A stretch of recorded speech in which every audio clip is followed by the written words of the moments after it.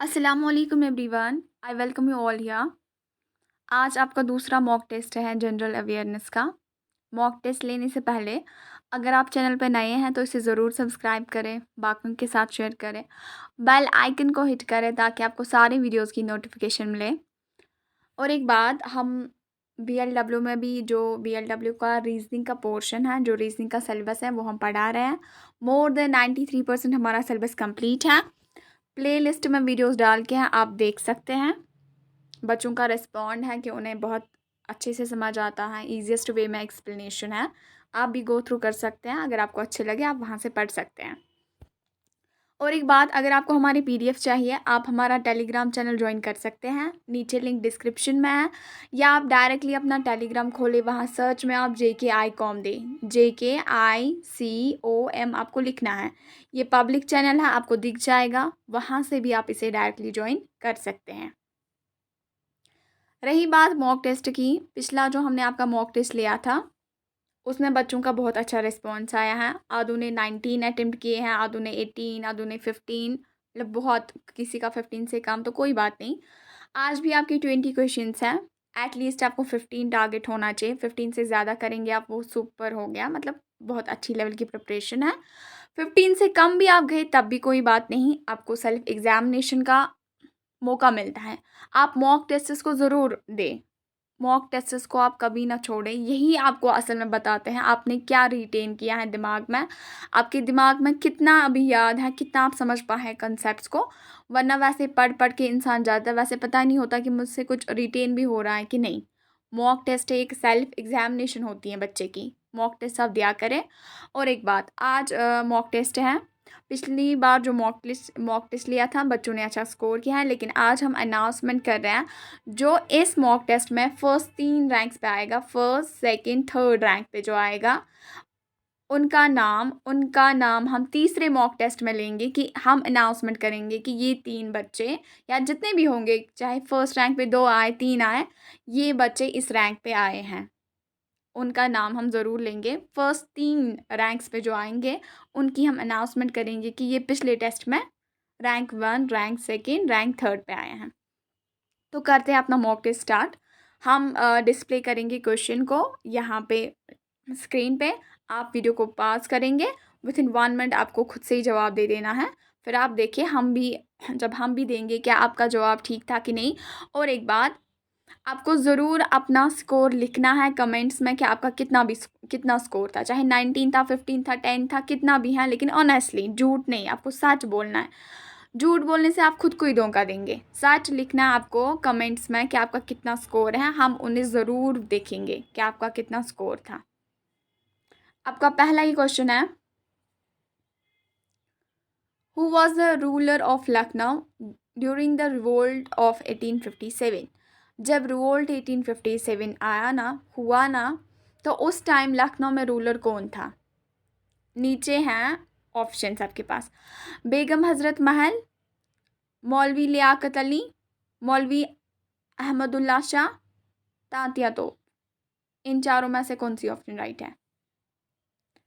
हमें उम्मीद है आपने जवाब दिया होगा। द राइट आंसर इज़ बेगम हज़रत महल। बेगम हज़रत महल ही थी जो लखनऊ की रूलर थी तब जब रिवोल्ट 1857 हुआ। So first option is right for this question. दूसरा क्वेश्चन है आपके पास, which of the following newspapers was written by Lokmanya Tilak during Indian national movement. जब इंडियन नेशनल मूवमेंट चल रही थी उस टाइम लोकमान्य तिलक ने कौन सा न्यूज़पेपर लिखा। नीचे आपके पास ऑप्शंस हैं, यंग तार, बंगाली, केसरी, अमृत बाजार, पत्रिका। इन चारों में से कौन सी ऑप्शन राइट है। आप खुद से जवाब दें। The right answer for this question is Kesari. Option third goes right है, उन्होंने ये न्यूज़पेपर लिखा था। क्वेश्चन है आपके पास, Siachen glacier is situated to the. Siachen glacier कहाँ पे सिचुएटेड है। नीचे आपको कुछ क्वेश्चंस हैं, इनके पर्सपेक्टिव में आपको जवाब देना है। ईस्ट ऑफ अक्साइचिन, इसके ईस्ट में है। ईस्ट ऑफ ले, north of Gilgit, north of Nubra valley. ये कहाँ पे है, आप खुद से जवाब दें क्योंकि ये आपका टेस्ट है। The right answer is north of Nubra valley.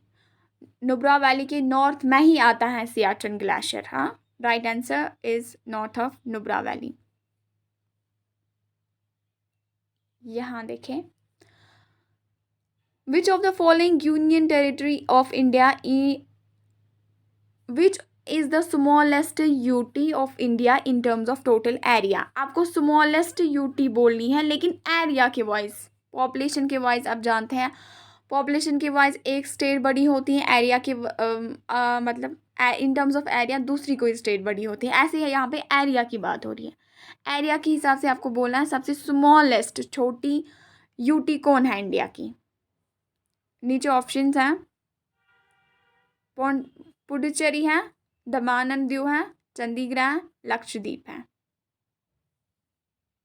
The right answer is Lakshadweep. Lakshadweep is right answer. ये सबसे छोटी in terms of area UT है इंडिया की। विच of the following is a plantation crop. इसमें से प्लांटेशन क्रॉप कौन सा है। प्लांटेशन की बात हो रही है, स्ट्रेस किस पे है, प्लांटेशन पे। नीचे आपके पास ऑप्शंस हैं, wheat, mustard, rubber, oil seeds. आप खुद से जवाब दें।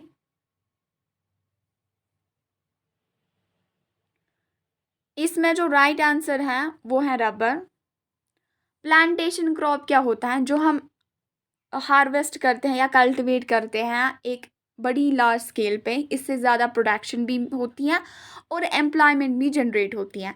इससे फ़ायदा ही होता है एक कंट्री को। प्लांटेशन क्रॉप में रबर आता है, इसमें बहुत सारे आते हैं। यहाँ पे जो ऑप्शन है इसमें rubber is the right answer for this question. Which fibre is called the golden fibre. इसमें से किसको बोला जाता है गोल्डन फाइबर। नीचे ऑप्शंस हैं, कॉटन, जूट, रेयॉन, वूल। आप जवाब दें, खुद से आप काउंटिंग भी लगाएं आपसे कितने ठीक हो रहे हैं। The right answer is jute. अब इसे क्यों बोलते हैं, जूट को क्यों बोलते हैं गोल्डन फाइबर, क्योंकि इसका शाइनी ब्राउन कलर होता है। शाइनी ब्राउन कलर की वजह से इसे बोलते हैं गोल्डन फाइबर। ये एडिशनल इंफॉर्मेशन है। क्वेश्चन है आपके पास, the headquarters of metro railway zone is located in. Headquarter metro railway zone का कहाँ लोकेटेड है। नीचे ऑप्शंस है, न्यू दिल्ली है, मुंबई है, कोलकाता है, चेन्नई है। The right answer is Chennai.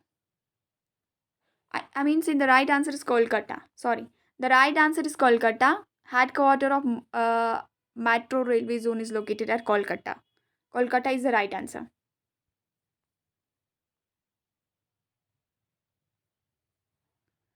The headquarter of metro railway zone is located at Kolkata. Sorry, ये क्वेश्चन रिपीट हुआ है, ये यही है। यहाँ देखें, which of the following is among the pull factors of migration. आपको बोलना है इसमें से कौन सा पुल फैक्टर है माइग्रेशन का। सिक्योरिटी ऑफ लाइफ है, अनएम्प्लॉयमेंट है, पुअर लिविंग कंडीशन है, अनप्लेजेंट क्लाइमेट है। इन चारों में से कौन सा पुल फैक्टर बन सकता है माइग्रेशन के लिए। The right answer is security of life. Security of life pull factor of migration बन सकता है। पहले मैं आपको समझाऊंगी। माइग्रेशन में एक होता है पुश फैक्टर, एक होता है पुल फैक्टर। माइग्रेशन के दो फैक्टर्स होते हैं। आप क्यों एक जगह से दूसरी जगह जाते हैं, वही होता है ना माइग्रेशन। ट्रांसफरिंग या shifting from one place to another place, वो माइग्रेशन होता है। माइग्रेशन क्यों करता है इंसान, या तो दो चीज़ों की वजह से, दो चीज़ें इसके पीछे होती है। एक होता है पुश फैक्टर, एक होता है पुल फैक्टर। पुश फैक्टर होता है जो आपको धकेले, जो आपको फोर्स करे यहाँ से आप निकलने के लिए, आउट के लिए आपको फोर्स करते हैं आप इस जगह से निकले। क्यों, फॉर एग्जाम्पल वहाँ पे अनएम्प्लॉयमेंट है, आप कैसे उस कंट्री में रह सकते हैं जहाँ पे आपको जॉब ही नहीं मिल रही है, वहाँ पे पॉलिटिकल सिचुएशंस ठीक नहीं है, वहाँ पे कल्चर ठीक नहीं है, वहाँ पे इकोनॉमिक क्राइसिस चल रही है। ये सब बनती है पुश, जो आपको पुश करेगी, धकेलेगी कि आप इस कंट्री से निकले। पुल होता है जो आपको अपनी ओर अट्रैक्ट करेगी, आप हमारी ओर आए। क्यों आए? क्योंकि वहाँ पे बेटर एम्प्लॉयमेंट कंडीशंस होती हैं, बेटर लिविंग स्टैंडर्ड होता है, बेटर पॉलिटिकल कंडीशंस होती है, इंडस्ट्रीज होती हैं, सब कुछ होता है, एजुकेशन अच्छी लेवल पे होता है, अच्छा इंफ्रास्ट्रक्चर फैसिलिटीज़ होती हैं। तो यहाँ पे किसकी बात हुई है? पुल फैक्टर की। अब आप मुझे बोलें पुल फैक्टर क्या होता है? फोर्स ऑफ अट्रैक्शन जो आपको दे, हमारी ओर आप आए, जो आपको खींचे अपनी ओर, ये अट्रैक्शन का फोर्स रहता है पुल फैक्टर का। तो यहाँ पे आपको पुल कौन करेगा? जहाँ पे सिक्योरिटी ऑफ लाइफ होगी, जहाँ पे आपकी जिंदगियाँ महफूज होगी, जहाँ पे कोई टर्माइल नहीं होगा। बाकी अनएम्प्लॉयमेंट जहाँ पे होगी वहाँ पे आप जाएंगे? बिल्कुल भी नहीं। पुअर लिविंग स्टैंडर्ड वहाँ पे भी नहीं जाएंगे, अनप्लेजेंट क्लाइमेट वहाँ पे भी नहीं जाएंगे। आपको अट्रैक्ट कौन करेगा? Security of life. हमें उम्मीद है आप समझ गए होंगे पुश फैक्टर और पुल फैक्टर ऑफ माइग्रेशन क्या होता है, क्योंकि बहुत सारे बच्चों को ये नहीं पता होता कि पुश फैक्टर असल में क्या है और पुल फैक्टर क्या है माइग्रेशन का। This is right answer for this question. River Sutlej enters India through which pass? बोलता है रिवर सतलुज एंटर करता है इंडिया से किस पास से? नीचे आपके पास ऑप्शंस हैं, जोजिला पास, नथुला, लिपू लेक, शिपकला पास। कौन सा पास है इसमें? The right answer is Shipkila pass. River Sutlej वहीं से एंटर हो जाता है। Right answer is fourth option. Question है आपके पास, Rana Pratap Sagar dam is built on the river. ये किस रिवर पे बिल्ट है राणा प्रताप सागर डैम? गंगा पे, झेलम पे, ब्यास पे, चंबल पे। इन चारों में से कौन सी ऑप्शन राइट है? The right answer is Chambal. This is the right answer for this question. ये इसी रिवर पे ये डैम बनाया गया है। ये क्वेश्चन सारे के सारे बहुत इंपॉर्टेंट हैं, जेके एसएसबी की लेवल से ही हमने ये पेपर सेट किए हैं। आप बहुत ध्यान से इन्हें देखें। क्वेश्चन है आपके पास, Thangta a martial art, art and culture से आपको क्वेश्चन है। Thangta a martial art form is associated with state of India. Thangta martial art है ना, बहुत खेलते हैं, कश्मीर में भी खेलते हैं, हर जगह खेलते हैं, लेकिन ये associated with state of India है। कोई कोई खेलता होगा कश्मीर में, जैसे कि किसी जगह कोई फूड डिश बनता है, वो वहाँ की फेमस रेसिपी होती है, लेकिन बाकी जगह पे भी खाते हैं, लेकिन एक उसका प्लेस ऑफ ऑरिजिन रह जाता है। वैसे ही Thangta martial art form is associated with state of India. ये किस स्टेट से एसोसिएटेड है? नीचे मिजोरम है, नागालैंड है, मणिपुर है, त्रिपुरा है। आपको इसमें से बोलना राइट आंसर कौन सा है। The right answer is Manipur. Manipur state of India से थंगता मार्शल आर्ट एसोसिएटेड है। क्वेश्चन है आपके पास, who was the founder of Aligarh Muslim university? ये भी बहुत इंपॉर्टेंट क्वेश्चन है, आसान भी है लेकिन इंपॉर्टेंट भी है। नीचे है सर सैयद अहमद खान, अब्दुल गफ़ार खान, लियाकत अली, मौलाना आज़ाद।